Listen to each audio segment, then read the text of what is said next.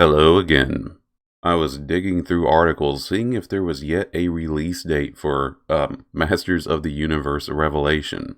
Short answer is there is no release date yet. There's this constant teases of there will be one soon, there will be a trailer soon. The word soon is very ambiguous.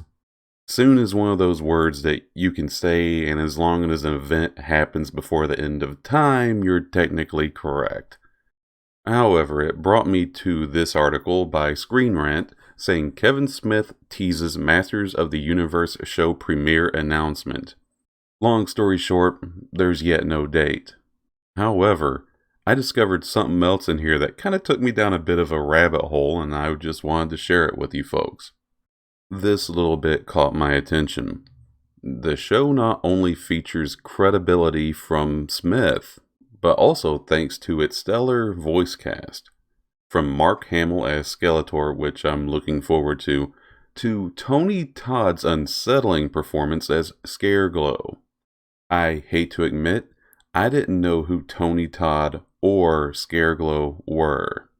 Yes, I know, shame on me. I'm sorry, folks, I'm not a horror movie fan. I'm the kind of person that whenever I watch one, I'm watching them through the small gaps in my fingers. I am horrified of scary movies.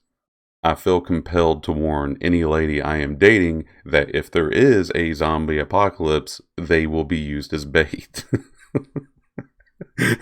I'll push her right into them if I can get away. I'm a horrible person. Don't be like me. Anyway, so who is Tony Todd? He is of Candyman fame. Now, Candyman doesn't sound like too scary of a villain, but I remember watching that as a child.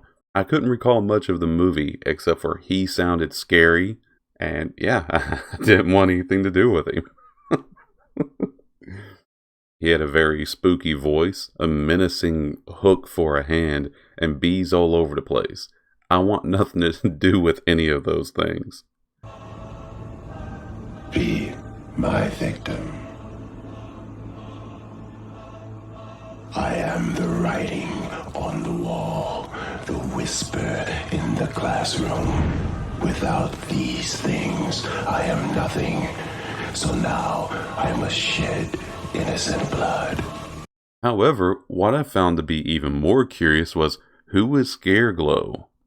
As much as I'd like to pretend to be someone who knows all things He-Man, unfortunately I had to turn to the wiki for this one.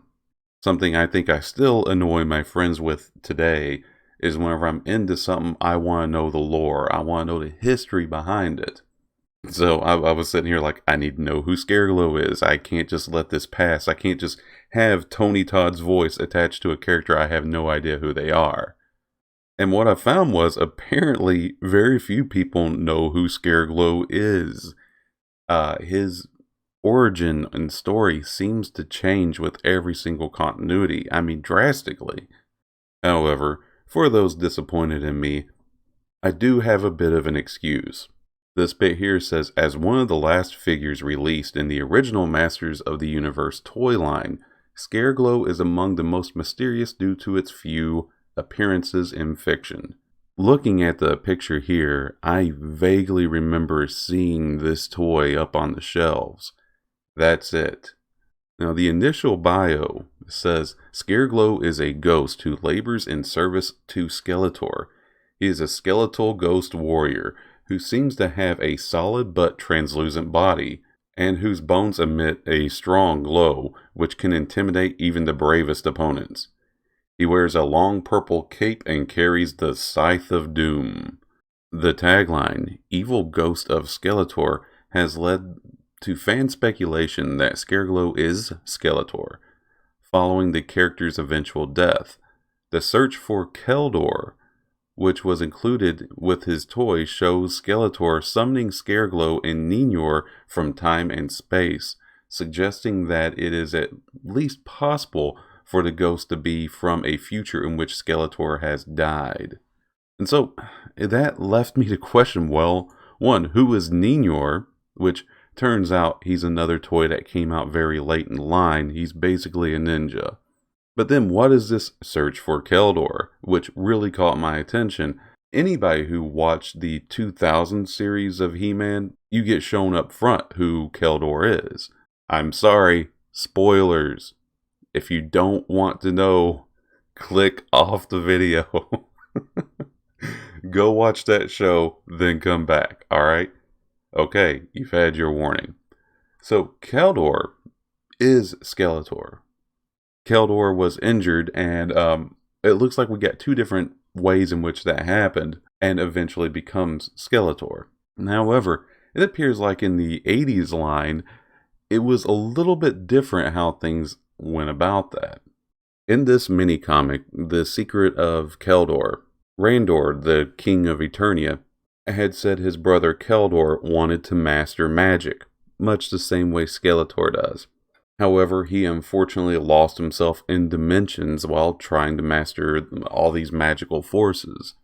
Randor had planned to work with the sorceress to look through these dimensions to discover what really happened to Keldor, the Secret of Keldor, and Skeletor vows to stop Randor, as the secret of what happened to Keldor could destroy him.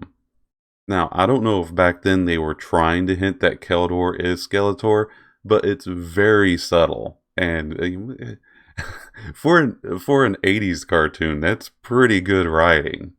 However, of course, in the end, Skeletor tries to stop Randor. Randor doesn't get to learn the secret, but He-Man shows up and stops Skeletor from defeating the forces of good, as always, per your 80s cartoon usual story. That's how it happens.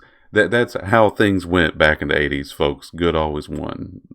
Now, I really like the idea that Scareglow, even though I don't care much for the name, I like the idea that he was a ghost summoned from the future of the deceased Skeletor. Maybe Skeletor looked into the future and saw, pretty much in all timelines, he's going to die, he's going to fail. And so he figures maybe bringing the ghost of himself from the future would give him an advantage. Though, I don't know, that would be dangerous. Skeletor already has one person with him that's very backstabbing and conniving. Evil Lyn, from what I understand, would supplant him at any moment if she could. Her power already rivals his. A future Skeletor would definitely try to take his place. But I don't know, maybe they'll go with the storyline that maybe Evil Lyn's in love with Skeletor, and while maybe her whole, maybe that whenever she's going against him, maybe it's cause she honestly believes she's got the better plan and thinks it would do better to put him on the throne of Eternia. I always find that to be an interesting twist. Whenever you got a character who seems like a backstabber, but they're really the most loyal of all. However, I'll finally read this. It just says, Scareglow was packaged with the mini-comic The Search for Keldor. In this comic, he is summoned to Eternia by Skeletor using a magic spell to call forth the most evil beings of space and time. Although it is never stated which time period or dimension Scareglow originates from. So yeah, it's not impossible that he's a future Skeletor. Which, by the way, a little thing that people may not know, is that Eternia happens in the same dimension, I believe, as Earth? Here we go. So as the first part here says, real name Marlena Glenn. Sorry, I know this is really off topic, but I find the lore that is stacking up here to be interesting. The Queen of Eternia, her real name is Marlena Glenn, an explorer from planet Earth. Marlena traveled with two companions in an experimental warp ship through a dimension rift, crash landing on Eternia. Marlena was the ship's only survivor, rescued from certain death by a young Captain Randor, assumed to be King Randor. Falling in love with him, Marlena chose to remain on Eternia as Randor's wife and eventually served as queen after the Great Unrest. So, okay, in my own video, I'm wrong. Apparently, it's not in the same dimension as Earth because it said the ship was able to go through dimensional rifts. Okay, so I was incorrect. However, there is an Earthling on Eternia, okay? That's an important... I just find that interesting that somebody from Earth is on Eternia, from our world. Now, I would also be interested in learning what people think of the differences between the 80s and the 2000s origin of Skeletor, that Keldor had been lost in dimensional rifts, or at least that's what Randor believes. However, things are pretty different in the 2000 version. In the latter incarnation of Masters of the Universe, Randor and Keldor actually fought. Keldor went to splash acid at Randor, Randor reflected it back with his shield, and the acid hit Keldor in the face, and it was slowly melting his face away. And the only way he could survive was to ask Hordak, of all people, to save his life.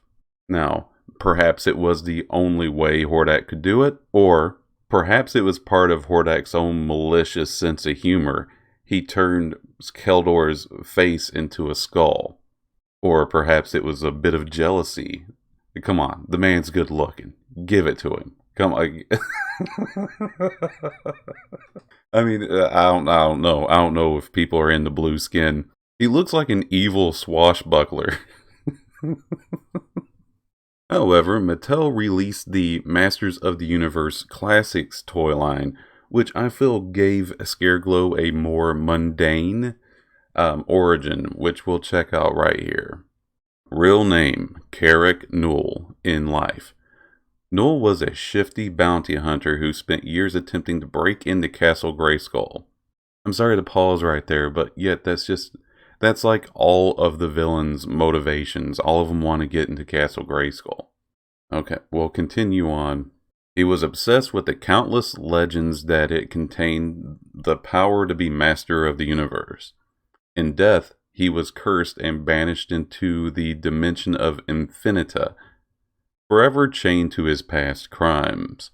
He was brought back to Eternia by a magical spell of light cast by Skeletor. Isn't it odd for an evil person to be using light spells? But hey, in World of Warcraft, the undead can cast light spells, so it's not that unfamiliar today. Anyway, the spell of light cast by Skeletor to locate the most evil warriors in the 5 dimensions. Provided with a Scythe of Doom, Null agreed to join the forces of Skeletor and quickly became known as Scareglow, thanks to his ability to burst forth and freeze his enemies with fright. So, Dread Central covered this back in August 17th, 2020. Where have I been? Oh my god, I need to start paying closer attention to this stuff. However, it seems like there's praise going all around for this. Recently, Candyman and Final Destination legend Tony Todd took to Twitter to thank Kevin Smith for making him part of the Masters of the Universe, and in the universe as Scareglow. And here's Smith's response, and it honestly makes me excited to hear this. Really, go back and listen to Candyman. The guy has a spooky voice. Smith responded, "Your performance is unsettling and commanding, my friend. You wear the glowing bones well. Can't wait till everyone sees what we did." Now, love him or hate him, Smith is really hyping this up for me. The fact that he's excited makes me excited for it. Alright, for those of you listening, thank you very much for going down this rabbit hole with me. Like I said, I'm pretty obsessed with lore. I like to know the history behind things. In fact, I'm starting to think of doing like a lore series on all of the Masters of the Universe characters. Mostly concentrating on their cartoon continuities because I don't want to go too far into the comics. Even though IDW can be pretty genius at times. I really like what they did with Starscream in some of their comics. In fact, I already have a lore series for Resident Evil that I would like to continue on, but it seems like it's not very popular. Anyway, you folks tell me what you think. And as always, consider liking or even following. I'll be honest, the reason why I want those is because I like seeing those notifications pop up on my phone. It makes me feel good. I hate to admit, but it's totally for selfish reasons. It makes me feel good whenever I read comments or I see a like pop up. I'm like, yeah, I did all right. Anyway, thank you so much for listening. And you guys have a great day. See you next time.